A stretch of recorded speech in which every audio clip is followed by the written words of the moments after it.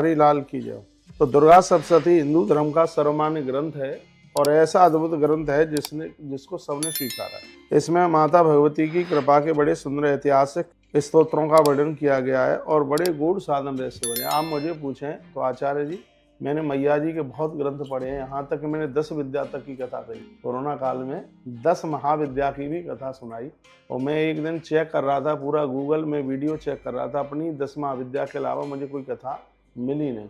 लेकिन ये सब पढ़ते पढ़ते जो अद्भुत बात जो दुर्गा सप्तशती की है वह भी कहीं देखने को मिली नहीं। मैं तो पूरे भारतीय लोग, विदेश में भी भारत के मूल के लोग रहते हैं, मैं ये कहूँगा यदि आप मेरी बात माने, आप जितना भी पूजा पाठ जो भी कुछ करते हैं बहुत अच्छी बात है, लेकिन आप दुर्गा सप्तशती को जरूर सीखें। नवरात्रा में दुर्गा सप्तशती का आप पाठ करें, घी का दिया जलाएं, 3 जोत जलाओ, पहला घी नंबर, सेकंड नंबर पर तिल रख दो, लास्ट नंबर पर आप सरसों के तेल। अभी हम वहाँ भी तीनों जोतों को जलाने वाले हैं।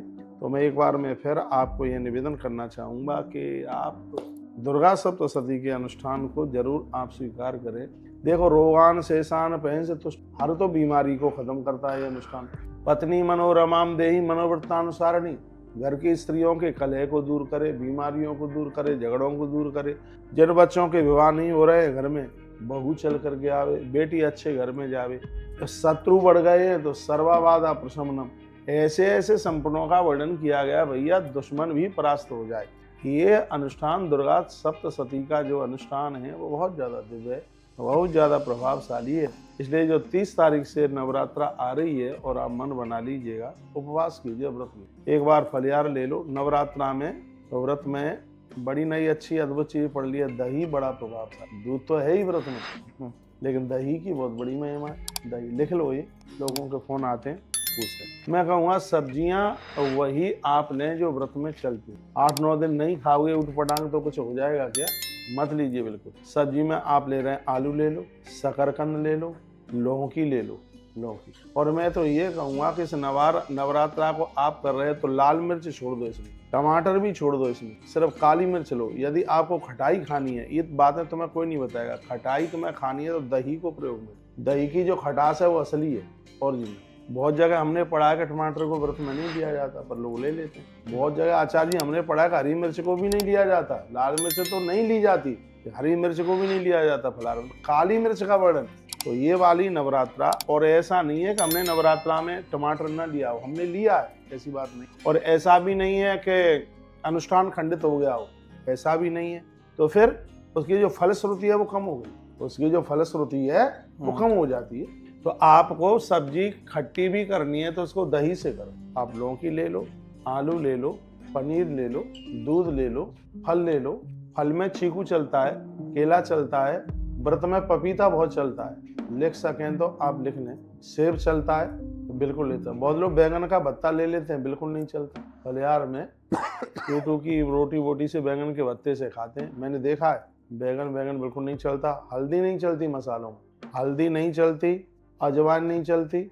यदि इसमें चलता है तो सीधी सी बात है, राम रस में सेंधा नमक चलता है और जीरा चलता, घी चलता है, घी। ये आपने अब के बार अपने इस अनुष्ठान को आप थोड़ा विशेष करिए। पालक बिल्कुल नहीं चलता, तिल का तेल चलता है।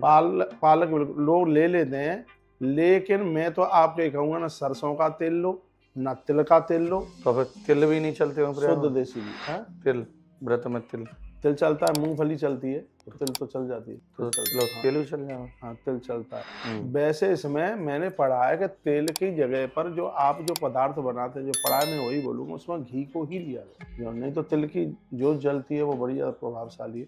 ऐसा नहीं है कि आप मूंगफली का तेल ले लेंगे और ये, अब ये बात है, देखो चलने को तो अब तुमने अपने हाथ से तो निकाला नहीं है। ये तिल के तेल पर इतनी मिलावट आती है, पता नहीं उसमें क्या क्या मिला देते, वो आता ही नहीं है। तो मिलावट तो घी में भी जाएगी। तो मैंने तो बोला है, मैं अभी एक दिन बोल रहा था कि मलाई घर में निकाल कर ये उसी में से निकालो, बिल्कुल मिलावट आ रही है।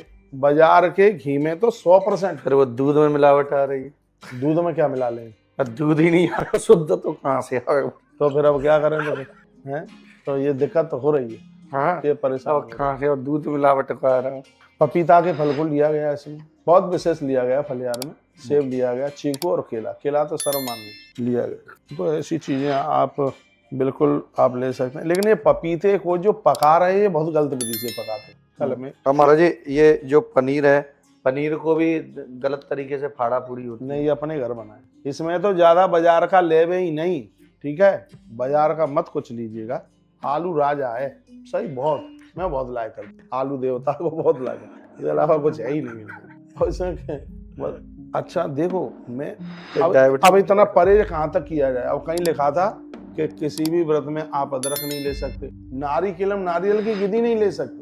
आखिर में शोध करके किया यार, कोई तो बात रही होगी ना, मानो नारिकेलम नहीं, बिल्कुल तो नारी के फल, नारियल का पानी नहीं ले, नहीं जो बर्फ ही नारियल की। बहुत लोग नारियल के पानी से करते हैं, व्रत करते हैं। पहले मैं भी करता था नारियल के पानी से व्रत, लेकिन जब से वो पढ़ लिया है कि उपवास में व्रत में नारिकेलम, जब नारियल की गिद्दी की बात कही है तो पानी भी तो वहीं से है। तो जब से पढ़ा है तब से हमने तो वो बिल्कुल छोड़ दिया। अब बहुत परहेज कर रहे हैं, जितना हो जाए उतना ठीक है, पर हम लोगों को कोई वहम में नहीं डालना चाहते। हम कहते हैं जितना भी आप साध सकें तो उसको बाजारू चीजें कम लें। बाजार की आजकल तो लोग बाजार की वो आती हैं चिप्स वगैरह, आप क्या सब आ रहे हैं, रोटी पूड़ी हलुआ बर्फी, मैं उसको कह रहा हूँ फलियार में ऐसी कोई चीज ही नहीं देखो, है। मुंह भर के बना रहे हैं, गुटखा भर के, जूते चप्पल बिना नहाए हैं। साल में तो नवरात्रा का व्रत आता है, मतलब बाजार की चीजें अपने हाथों से 9 दिन यदि ठीक से निकालना चाहते हो, जो बना सको अपने चूल्हे पे ही बना, जो भी आप बना, जो बाजार की चीजों को। और हम दूध दही और फल इसी के ऊपर कर लो। मुझे तो कोई बता रहा था कि कूटू के आटे में बाजरा का आटा मिला के दे रहे हैं। अभी वहां बाड़मेर में ही कोई बता रहा था, कूटू के आटे में, उधर राजस्थान में बाजरा बहुत चलता है, कूटू के आटे में बाजरे का आटा। तो अब बताइए, व्रत रहा के चला गया व्रत, क्या हुआ? ऐसी चीज, ऐसी स्थिति बन गई है। तो इसलिए तू बाजरा ही सो है, बाजरा सा ही लगता है वो, बाजरा का और उसका रंग एक ही जैसा होता है। तो बड़ी आफत है, खाना पीना तो सब बिगड़ गया बिल्कुल। आपके मैसेज भी पढ़ रहे, मैसेज आ रहा है। कमला यदवंश साहब ने लिखा है कि जी बिल्कुल ऐसा हो रहा है, बिल्कुल हो रहा है। तो मैंने आज आपको बताया है, हाँ लिखा है हम बाजार का नहीं लेते, बिल्कुल बच करके रहिए इस बाजार की से, बाजार का बिल्कुल बच के रहो, जितना बच सको। अपनी नवरात्रि को, इस साल की नवरात्रि को कर डालो विशेष। अच्छा, किसी ने पूछा मेथी चलती है? बिल्कुल नहीं चलती, मेथी व्रत में नहीं चलती। वैसे इसकी मैं कल तक एक लिस्ट भी भेज दूंगा कि क्या क्या नहीं चलता और क्या क्या चलता है। जितनी हमें जानकारी है उतना हम जरूर भेजेंगे। अरे मोबाइल भी फिर क्या लिखा है, बिल्कुल सही कह रहे हैं बैर मंजू बघेल, आपने लिखा है चिप्स खानी है तो व्रत ही। हाँ देखो कितनी, ललिता बहन अग्रवाल आपने लिखा है यदि तुम्हें चिप्स ही खाना है, तुम्हें बाजार का जूस ही पीना है तो रख क्यों रहे। गन्ने के रस में कोई मिलावट नहीं है तो वो ले आओ। नींबू में कोई मिलावट नहीं है, क्या मिलाया जाएगा नींबू में, वो ले आओ, शिकंजी बना करके पी लो भाई। लेकिन तुम बाजार की चिप्सें खा रहे हो, बाजार की नमकीनें खा रहे हो। वो तो ऐसे मोटे मोटे अक्षरों पर लिखे हैं नमकीन वाला, फलार वाला नमकीन, फलार वाला नमकीन, और उसमें कुछ भी नहीं है फलार वाला। मैं तो कहता हूँ आप नवरात्रा कर रहे हैं, बाजार के पेड़े भी मत खाओ, उसमें भी एक रोट है, कौन सा राम रोट, कौन सा रोट बोलते हैं मुझसे तो पता नहीं है, आरा रोट, ये भैया बताएं, आरा रोट मिला देते हैं, आरा रोट, हम राम रोट कह रहे थे, ठीक है।